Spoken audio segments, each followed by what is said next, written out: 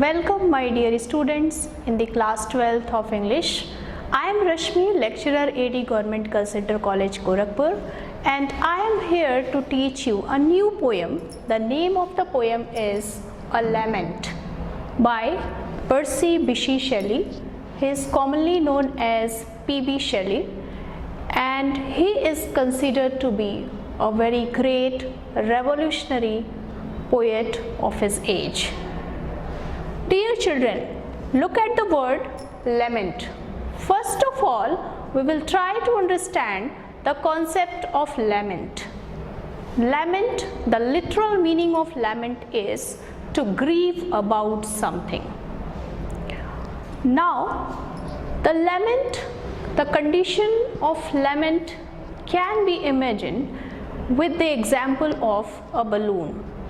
When we puff the air in balloon and we have excess air in a balloon, what happens at that time? It gets outburst. In the same way, there is the condition of our heart. When it is filled with sorrowful emotions and there is an excess of sorrowful emotions, our heart also gets outburst. So we can say that the lament is the outburst of sorrowful emotions. Now I hope you must have understood the theme of the lament, and you can now imagine very easily that in this poem, A Lament, we have to ponder over a very gloomy atmosphere. Before we go for the poem, A Lament, let's have the objectives of the poem. What are we going to learn today? The first thing, to analyze the theme of the poem. We have to understand that what does P.B. Shelley want to deliver? What is the actual theme? What is the mental status of the person who has written this poem? Second, to be familiar with the difficult words. As we read this stanza, we find certain difficult words, and to know the meaning of those difficult words will be quite helpful we can enhance the vocabulary treasure. Third, to know the central idea of the poem. It is also very essential to know about the central theme of the poem. Fourth, to know the explanation of the poem. As we read this stanza, we find the portion that we don't understand the poem unless we analyze the entire stanza. So in this way we can say that we will here try to know the explanation of the poem. To get into the spirit of the poem, it is also very essential that as I have told you that the entire poem is written in a very gloomy atmosphere. So we will feel a kind of gloom or melancholic state of mind in this poem. So as we get into the spirit of the poem, we'll be able to understand the feeling. Now come to the poet. You must have curiosity to know about P.B. Shelley. As I told you that he was a very great poet, let's have a quick and brief knowledge about this great persona. P.B. Shelley is considered to be a great revolutionary poet of Romantic age. We know certain names in the Romantic age like William Wordsworth, like we have the name of John Keats. P.B. Shelley is one of them. He is considered to be a revolutionary because from the very birth he had been very revolutionary man, and he wanted to know oppose the condition wherever he wanted to do. So this was about P.B. Shelley. Now come to the birth. He was born on the date is 4th of August 1792 in England. Death 8th of July 1822 in Italy. So he had a very short time span, but in this short time span he earned name and fame, and he did a lot of good works. Education at Eton and Oxford. Major works, he wrote a pamphlet, a very well known pamphlet. The name of the pamphlet is The Necessity of Atheism. Second, drama, a very famous drama, Prometheus Unbound. Cenci. Now come to the poems. To a Skylark is a very sweet poem. To the West Wind, Adonai, Love's Philosophy, The Revolt of Islam. He also wrote some more poems, some more works. They are very famous works which I have included here. Now his poems are charged with high soaring imaginations. So imagination plays a very prominent role in his poetry. So this was a brief knowledge about the P.B. Shelley. Now come to the poem. Before we start the poem, let's have a very brief knowledge about the poem too. First of all, this is the short lyric. Lyric, what is lyric? Lyric is a short poem. The length is quite short and it is supposed to be sung in the accompaniment of any musical instrument. So the nature is musical, the poem is musical. This is the short lyric. Second, the poem is full of regret and disappointment. In the entire poem, see the same feeling of regret and disappointment. Third, the poem is divided into two stanzas, first and second, and each contains 5 lines. So we have 10 lines poem here. Stanza 1, he does not see the bright side of his future, and in the stanza 2, he is disappointed that his happy days will never come back. So this was the brief knowledge about the poem. Now come to the text. This is the stanza 1. As I told you that there are 5 lines. So here we have, O world, O life, O time, on whose last steps I climb, trembling at that where I had stood before. When will return the glory of your prime? No more, oh, nevermore. So this is the poem. Now come to the difficult words and meaning. Trembling, to shake with fear. Glory, as you know, the fame. Prime, young stage. Here it means young stage. Now come to the explanation section, and now I am going to explain this poem.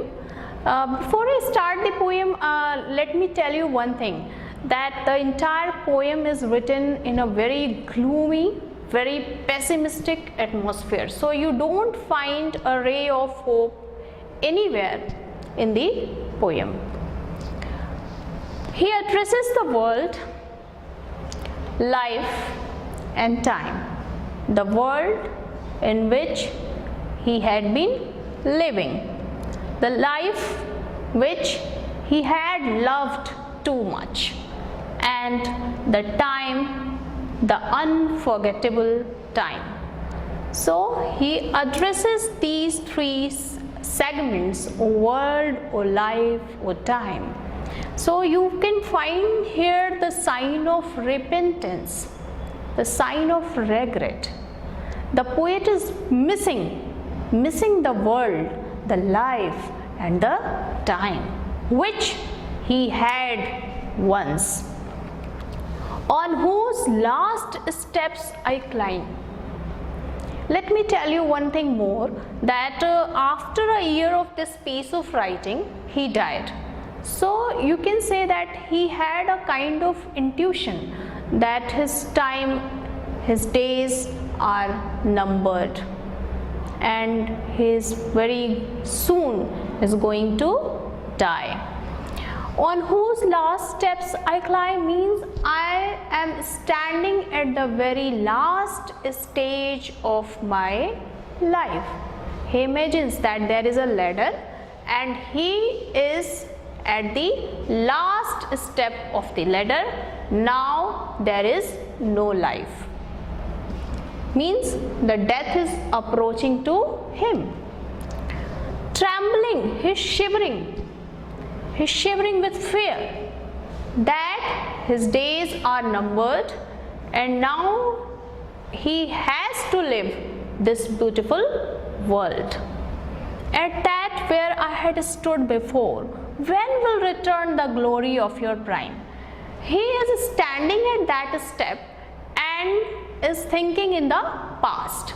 He is thinking about his youthful time that was filled with energy, that was filled with enthusiasm, that was filled with a lot of happiness, and he thinks that those happy days will never come again. No more. Suddenly a sound comes that replies to that glory of the prime stage, the glory of the youthful days will never come back, because time and tides wait for none, and once a person misses the time, it never comes back. No more or never more, it will never come back. So you can see that in this stanza the poet feels regret, he feels repentance, and he thinks that the time which he lived is not going to get him back. So it was the first stanza. Now come to the stanza 2. Out of the day and night a joy has taken flight. Fresh spring and summer and winter hoar move my faint heart with grief, but with delight no more, oh nevermore. There are certain difficult words and meaning. Joy, joy means delight. Flight, act of flying. Hoar, frost, faint, dim, delight, joy. So here we find that in this stanza 2 there is a feeling of gloom, there is a feeling of sadness. He thinks that out of the day and night a joy has taken flight. Before, in the very beginning of his time, there was a joy, there was happiness, but when he is standing at the last step of his life, there is no joy. The day and night are totally filled with the gloomy, the pessimism, the melancholic state of mind, and there is no joy. It seems that the joy will never come back to him. He has missed it forever. Fresh spring and summer and winter hoar. Dear children, as you know that these are the symbols of season. These are the seasons. And what do they do? If we have fresh spring, spring is filled with beautiful flowers, so we feel energized, we feel happiness, and in the same way with summer, there is a sunny summer, and winter hoar, there is a winter with full of frost. So these are the seasons which fill us with a lot of energy and happiness as we see the changing seasons. But if we talk about in the context of P.B. Shelley, he, the poet, he is not feeling this kind of happiness and move my faint heart he's quite scared now. His heart is quite get fainted at this time, because with grief, there is grief and not with delight. Earlier what it used to be, when these seasons used to come, he was very happy to see these changing seasons, the spring, the sunny summer and the frost winter. So now what happens, that he is quite sad. The reason is that the death is approaching to him. So as he sees the changing seasons, it is the symptom, it is the indication that his life is going to come to an end. It is about to end. No more or never more. So these changing seasons are not able to give him any happiness, and they will never give him happiness, because he is at the last step of his life. Now there is no hope, there is no liveliness, and because he has to die now. So in this way, in this stanza 2, we find here that he is quite sad, he is totally sunk in a deep gloomy atmosphere, and he is not able to find any ray of hope to live his remaining life. Now I must tell you one thing, that when we start explaining any stanza, so we have to mention the reference, the context and the explanation. You can add comments too. So in reference, you have to mention the name of the poet and the name of the lesson, and in context you have to mention then in which context the poet has written, what is the actual theme, what is the main theme of the stanza. And in explanation, as I have explained it to you, you can explain in this manner. You can add comments about the language. You can say the language is very simple, very straightforward, the tone is very melancholic.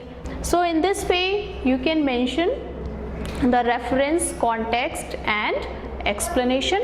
Now come to the very important segment, that is the central idea. A Lament is a pathetic poem composed by Percy Bysshe Shelley. Pathetic means sorrowful poem. You find very sad atmosphere, very gloomy, grief-stricken atmosphere. The poem is full of pessimism. As I told you that there is no hope of optimism in this poem. Addressing the world, life and time, the poet asks when the glory of his prime will return, and he himself answers in the negative. He questions and immediately he finds the answer, and the answer is quite negative. So there is no optimism we find in this poem. It is totally filled with pessimism. Now we see in the second stanza he says that there is no joy left in this world. The changing seasons move his heart with grief, but not with delights as it was used to be earlier. In this way, this poem brings into light the fact that the born thing is destined to decay and it never comes again. You can say that this is the crux of the entire poem, that he wants to deliver that everything in this world is mortal. Everything has to be perished, and this is the cause of the sorrow for the poet, because it never comes again. Whatever is passing, it has not to come back. So this is the real reason of the sorrow for the poet. So this was all about the central idea. You can write central idea in this way. Now, very important segment, this is 2, and there is a question for evaluation. First of all, we'll look at this. What does the poet feel in this poem? So you can say that the poet feels entirely pessimistic, strongly pessimistic in this poem, and he does not find even a single ray of hope in the entire poem. And the second question, what does the poet lament for? The poet laments for his youthful vigor and his joyful time which he lived, and that is not going to come again. So this is the real reason for his lamentation. Now come to the homework section. The first, explain with reference to the context following stanza O world to O nevermore. So here you can write reference where you will mention the name of the poet, the name of the lesson, and then you can mention the context. After that you can add explanation and comments. Second, write the theme of the poem in your words. What did you learn in this poem? You have to mention here. What did you find the prime theme of this poem? You have to mention in the answer. So in this way we find that the entire poem is filled with sadness. It is the expression of a deep melancholic state of mind, and this poem you can say is the beautiful gift. It's a specimen of Shelley's lyrical gift, and it has the quality of spontaneity. The language is quite simple, the sentiments are quite straightforward, you can easily understand the theme of the poem. So these are the beauty of the poem. And now we can say that the very negative point which you can find out in this poem is that there is no ray of optimism. The poet has written so many works and he strikes a hopeful note at the end of the poem, but if we talk in this context, we don't find any hopeful note in this poem. And we can learn that the time, whatever time gets passed, it never comes back. So we should try to live the life to its utmost level. We should try to be happy. We should try to pass our each moment with happiness, with freshness, with a lot of energy, and we should not waste our life in a cry or lamentation, because ultimately all of us has to go and our life will never come back. So whatever we have, we should try to be satisfied, we should try to be happy, and which P.B. Shelley misses here. So this was all about the poem. Again I will meet with new topic, with new poem. Till then, have a great time. Thank you very much.